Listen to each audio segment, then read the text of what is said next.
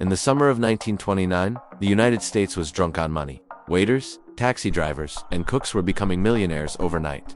The stock market had been going up for 8 years straight, and people believed it would never stop. They believed they had discovered a new era where poverty was impossible. Then, on a single Tuesday in October, the party ended. In just a few hours, the American economy evaporated. $30 billion more than the cost of the entire First World War vanished into thin air. Men who walked into Wall Street as tycoons walked out as beggars. This is the story of the biggest financial bubble in history, the arrogance of the bankers who thought they could control it, and the terrifying week that broke the American dream. This story reveals how quickly a golden age can turn into a nightmare. Chapter 1. To understand the crash. You have to feel the energy of New York City in early 1929. It was the height of the roaring 20s. The buildings were getting taller, the skirts were getting shorter, and the jazz was getting louder. The misery of World War I was forgotten. America had won the war, and now it was cashing the check. The center of this universe was Wall Street. For decades, the stock market had been a private club for the ultra-rich, but in the 1920s, the doors were kicked open. Suddenly, everyone wanted in. The Federal Reserve, the machine created just a few years earlier, had kept interest rates low. Money was cheap. It flooded the streets. The atmosphere was electric. People checked stock prices the way they checked sports scores. You could overhear conversations about General Motors and radio, Corporation of America, in barbershops and grocery store lines. There is a famous story that perfectly captures the madness of this moment. Joe Kennedy, the father of the future President JFK, was a wealthy professional investor. One afternoon, he sat down in a chair to get his shoes shined. The young boy, polishing his boots, looked up and gave him a stock tip. The boy told him to buy shares in an oil company and promised they would double in a week. Kennedy smiled, paid the boy, and walked away. But his blood ran cold. He realized something terrifying. When the shoeshine boy is giving stock tips, the market is full. There is no one left to buy. The bubble has expanded as far as it can go. Kennedy went straight to his broker and sold everything. He got out, but millions of other Americans, mechanics, teachers, and farmers were still pouring their life savings into the machine, convinced that the party would last forever. They didn't know that the music was about to stop. The most dangerous thing about 1929 wasn't the greed, it was the validation. The people buying stocks weren't just gambling blindly. They were being told to do it by the smartest men in America. University professors, bankers, and politicians all sang the same song. They claimed that the United States had entered a new era. They argued that the old cycles of boom and bust were dead. They believed that new technologies like the radio, the automobile, and the airplane had fundamentally changed the laws of economics. They convinced themselves that the graph would only go up forever. The loudest cheerleader was a man named Irving Fisher. He was an economics professor at Yale University and a celebrity intellectual.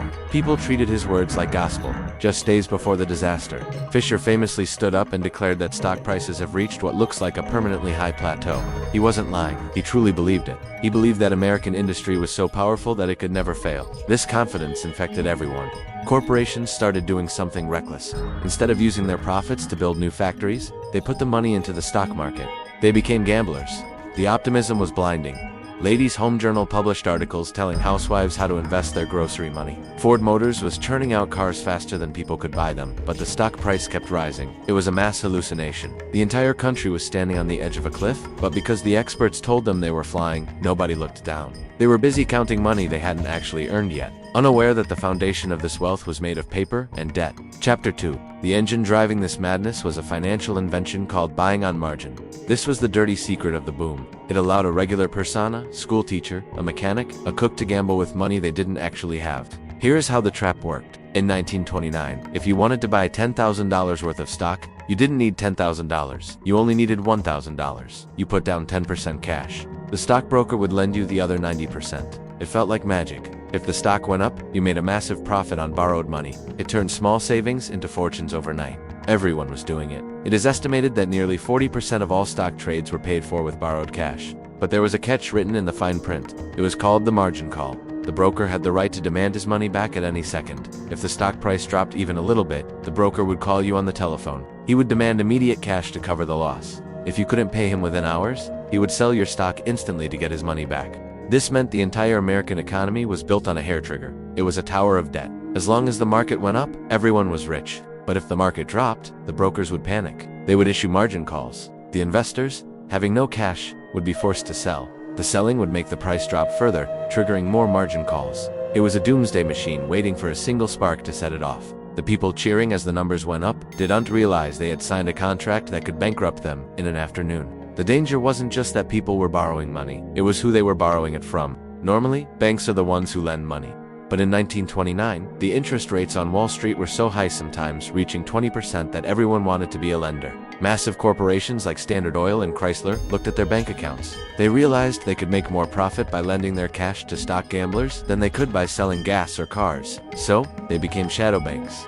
They started dumping millions of dollars of their corporate savings into the stock market. It was a loop of greed. The companies lent money to the people. The people used that money to buy stock in the companies. The stock price went up, making the companies feel richer, so they lent out even more money. The Federal Reserve tried to stop it. They saw the danger and tried to gently tap the brakes by warning the banks to stop lending so much. But it didn't matter. The money wasn't coming from the banks anymore. It was coming from everywhere. The entire country had turned into a giant loan shark. By September 1929, the amount of debt holding up the market had reached nearly $8.5 billion. This was more money than all the physical gold in the United States Treasury. The market wasn't floating on a cloud. It was floating on a bubble of iOS. And deep inside the system, a few smart men began to notice that the buying had slowed down. The car was running out of gas, but it was still speeding toward the edge of the cliff. On September 5, 1929, the bubble found its pin. The scene was a polite business luncheon in Wellesley, Massachusetts. The speaker was Roger Babson, a statistician who was known for being brilliant but eccentric. For 2 years, Babson had been warning anyone who would listen that the market was dangerous. People called him the prophet of doom and usually ignored him. But on this hot afternoon, Babson stood at the podium and delivered a warning that was cold and absolute. He looked at the crowd of businessmen and said, "Sooner or later, a crash is coming, and it may be terrific." He told them that factories would shut down, men would be thrown out of work, and the blue-chip stocks they loved would fall until they were worthless. The reaction was immediate. When the news of his speech hit the telegraph wires, a wave of fear rippled through the financial world. It wasn't because they believed him. It was because they were secretly terrified he might be right. On the floor of the New York Stock Exchange, the prices stumbled. This event became known as the Babson break. For the first time in years, the graph dipped sharply. The illusion of invincibility was cracked, but Wall Street wasn't ready to give up the party yet. The counterattack began instantly. The big bankers and the professors rushed to the newspapers to destroy Babson's reputation. They called him a fool. They mocked his math. Irving Fisher, the famous Yale professor, laughed it off, telling the public that there may be a recession in stock prices, but not anything in the nature of a crash. The market recovered. The prices went back up. The investors breathed a sigh of relief, convinced that Babson was just a crazy old man yelling at clouds. They went back to buying. But the damage was done. The seed of doubt had been planted in the back of their minds. They were still dancing, but now they were watching the exits. October arrived like a fever. The market didn't collapse immediately. It started to shake. The steady climb of the last 8 years was replaced by violent swings. One day, prices would drop, and terror would sweep through the brokerage halls. The next day, they would rally, and the newspapers would declare that the danger was over. It was a psychological torture test. The investors were trapped in a cycle of fear and relief. But while the public was holding on, hoping for a miracle, the smart money was quietly heading for the exits. Men like Jesse Livermore, the most famous trader on Wall Street, were no longer buying, they were selling. In fact, Livermore was doing something even more aggressive. He was shorting the market. He was placing massive bets that the American economy was about to die. These professionals didn't make speeches. They didn't warn the school teachers or the farmers. They simply quietly sold their shares to them and walked away with their cash. As the third week of October began, a technological problem started to appear. The trading volume was becoming so heavy that the machines couldn't keep up. The ticker tape, the telegraph machine that printed stock prices on a strip of paper in offices across the country, started running behind. On busy afternoons, the tape would be 10 or 20 minutes late. This sounds like a minor inconvenience, but to a gambler on margin, it was terrifying. It meant the price you saw with your eyes was already a ghost. It was old news. You were flying blind, betting on numbers that had effectively expired. A subtle, gnawing panic began to spread through the city. The trust was evaporating. The storm clouds had gathered, and the passengers were still partying on the deck, unaware that the ship had already hit the ice. The disaster began at exactly 10 a.m. on October 24, 1929. The opening bell of the New York Stock Exchange rang, and usually, this sound signaled the start of an orderly business day. But on this Thursday, it sounded like a starter pistol for a riot. The moment the market opened, there were no buyers, there were only sellers. Thousands of orders flooded the floor instantly. Men were screaming to sell massive blocks of stock. General Motors, U.S. Steel, Montgomery Ward, at any price they could get. But there was no one on the other side of the trade. The prices didn't just slide down, they fell vertically. It was what traders call an air pocket. The stock would be at $400, and the next trade would be at $350. The panic was fueled by a technology failure. The ticker tape machine, the heartbeat of the market, couldn't handle the volume. It started to lag.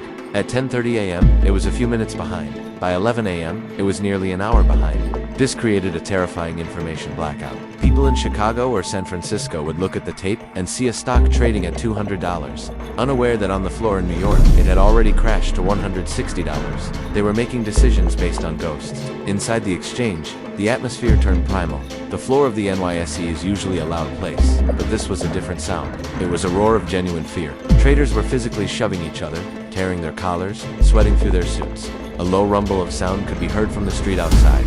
A crowd began to gather on the steps of Federal Hall, across the street, just watching the doors of the exchange, knowing that something terrible was happening inside. Among the visitors in the gallery that morning was Winston Churchill, watching in shock as the American financial system began to tear itself apart. While the traders were screaming in New York, a silent wave of destruction was sweeping across the rest of the country. It traveled through the telegraph wires. In 1929, most people didn't trade on the floor. They traded in boiler rooms and brokerage offices in towns like Chicago, St. Louis, and San Francisco. These offices were crowded with ordinary people watching a chalkboard where a boy updated the prices from the ticker tape. Around noon, the telegrams started arriving. They were the dreaded margin calls. The message was brutal and short. The broker wasn't asking for a discussion. He was demanding immediate cash to cover the dropping prices. If the money wasn't there in 1 hour, the account would be liquidated. Panic erupted in thousands of small offices simultaneously. Men rushed to telephones, desperately calling their banks, trying to get loans that didn't exist. They called their wives, telling them to bring jewelry or cash from the safe. But for most, it was impossible. You cannot raise $1,000 in an hour. The result was a cascade of forced selling. The brokers followed the rules. They sold the stocks for whatever price they could get. This flooded the market with even more sell orders, driving the prices down further, which triggered more margin calls for the next group of people. It was a death spiral. A grocer who had felt rich at breakfast was bankrupt by lunch. He didn't just lose his profit, he lost the principal. He lost the money he had borrowed. He owed debts he could never repay. As the ticker tape fell hours behind, people didn't even know they were ruined until long after the trade had happened. They were staring at the board, cheering for a price that had actually vanished 2 hours ago. The paper casino had caught fire, and the doors were locked. At noon on Black Thursday, while the stock exchange across the street was descending into madness, a very different scene was taking place at 23 Wall Street. This was the headquarters of J.P. Morgan & Co., known simply as the Corner. A crowd had gathered outside the heavy steel doors. Watching desperately, they knew that if anyone could save them, it was the men inside this building. Inside the quiet, wood-paneled boardroom, 5 of the most powerful bankers in America gathered for an emergency war council. The head of the National City Bank was there. The head of Chase was there. They were the modern kings of finance. They looked at the ticker tape and saw that the market was in free fall. They knew that if they didn't act immediately, the entire financial system would collapse by the end of the day. They decided to do exactly what J.P. Morgan had done in the Panic of 1907. They would manipulate the market to save it. In less than 20 minutes, they made a pact. They didn't sign contracts. They just shook hands. They each pledged millions of dollars of their bank's money into a giant pool. They created a war chest of roughly $250 million, billions in today's money. Their plan was simple and aggressive.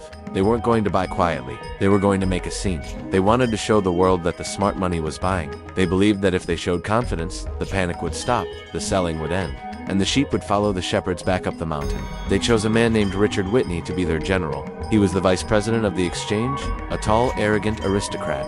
They gave him the checkbook and sent him across the street to stop the crash single-handedly. At 1:30 p.m., the doors of the trading floor swung open. Richard Whitney walked onto the balcony overlooking the chaos. He was tall, calm, and impeccably dressed.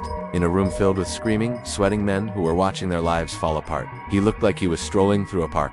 The room went quiet. Everyone knew who he was.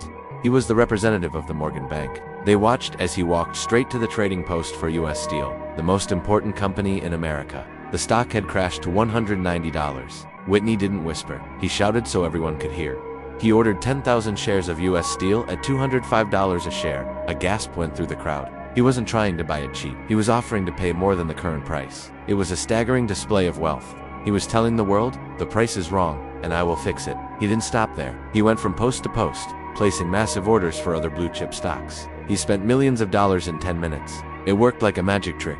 The fear evaporated instantly. The traders realized the big boys were back. They stopped selling and started buying. The prices shot back up. By the time the closing bell rang at 3 p.m., the market had recovered almost all of its losses. The bankers had won. That night, the newspapers ran headlines celebrating the turnaround. They called it a technical correction. The bankers went home, drinking champagne, believing they had tamed the beast. But they were wrong. They hadn't fixed the problem. They had just built a dam out of money. And behind that dam, a tidal wave of selling was building up pressure over the weekend, waiting to smash through on Tuesday.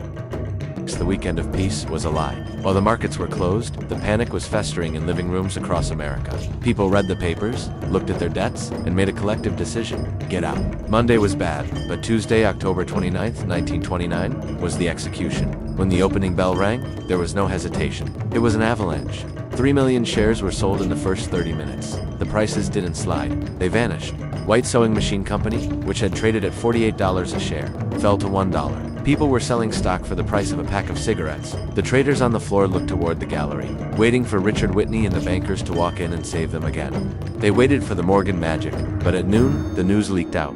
The bankers were meeting again at 23 Wall Street, but this time, there was no checkbook on the table. They looked at the volume of selling 16 million shares and realized the truth. The flood was too big. Even the combined wealth of the Rockefellers and Morgans was a drop in the bucket compared to the panic of a nation. They decided to step aside. They let the market burn. On the floor, the hope turned to terror. The sound of the crowd became a deafening, animal roar. Men were crying openly. Some collapsed from exhaustion. The ticker tape ran so far behind that by the time it printed a price, the company was already bankrupt. It was a slaughter. The wealth that had been built up over 10 years of the Roaring Twenties was deleted in 6 hours. The closing bell rang at 3 p.m., but the machines didn't stop. The volume of trading was so massive, over 16 million shares, that the ticker tape machines kept clicking for another 4 hours. They didn't finish printing the record of the disaster until 7:45 that evening. When the dust settled, the scene inside the New York Stock Exchange looked like the aftermath of a physical battle. The floor was buried in mounds of paper tape, order slips, and torn newspapers. Janitors moved slowly through the room, sweeping up the debris of the American economy. The traders themselves were shocked. Men walked out of the building into the cool autumn evening without their hats or coats. They looked dazed. They had spent the day screaming orders, watching fortunes evaporate in seconds. The numbers were impossible to comprehend. In a single day, the market had lost $14 billion. For the week, the loss was $30 billion. To put that in perspective, that was more money than the United States government had spent fighting the entire First World War. It was 10 times the national budget. The wealth wasn't just moved from one pocket to another. It was annihilated. It ceased to exist. The Vanderbilt family lost $40 million. The Rockefellers lost $50 million. But the tragedy wasn't the billionaires. They would survive. The tragedy was the millions of ordinary people, the cooks, the mechanics, the teachers who had borrowed money to play the game. They went to bed that night not just broke, but owing debts they could not pay in 10 lifetimes. The Roaring Twenties were officially dead. The lights of Broadway were still on, but the power that fueled them had been cut. The days following Black Tuesday were filled with a grim, dark humor that hid a terrifying reality. A popular joke circulated in New York City hotels. When a man checked in and asked for a room on a high floor, the clerk would ask, for sleeping or for jumping? While the stories of bankers raining from the sky were exaggerated by the press, the despair was real. The crash had shattered the psychological spine of the nation. Men who had defined their worth by their bank accounts suddenly found they were worth nothing. There were suicides, but they were often quiet: a pistol in a study, or a car left running in a closed garage. But the real tragedy wasn't the few who died. It was the millions who had to keep living. The crash on Wall Street didn't stay in New York. It moved like a shockwave to Maine. The street the problem was, the shadow banks. Remember those corporations that had lent their cash to the stock market? When the market evaporated, that cash was gone. Companies couldn't pay their workers. They began to fire people by the thousands. Then came the bank runs. Regular people, watching the headlines, panicked. They rushed to their local community banks to withdraw their savings, just to be safe. But the banks had invested that money in the market too. The scenes were heartbreaking. In small towns across Ohio, Pennsylvania, and Kansas, crowds gathered outside locked bronze doors. They stood in the rain, holding passbooks that showed they had life savings of $500 or $1,000. But inside the vault, there was only dust. The money hadn't been stolen by a robber. It had been destroyed by a bad bet made 1,000 miles away. The crash had deleted the future. Families who had saved for a house, a car, or college found themselves standing on the sidewalk with absolutely nothing. The new era of endless wealth had lasted exactly 8 years, and now the bill had come due. The crash of 1929 didn't just break the economy, it broke the spirit of a generation. The Roaring Twenties vanished as if someone had turned off a light switch.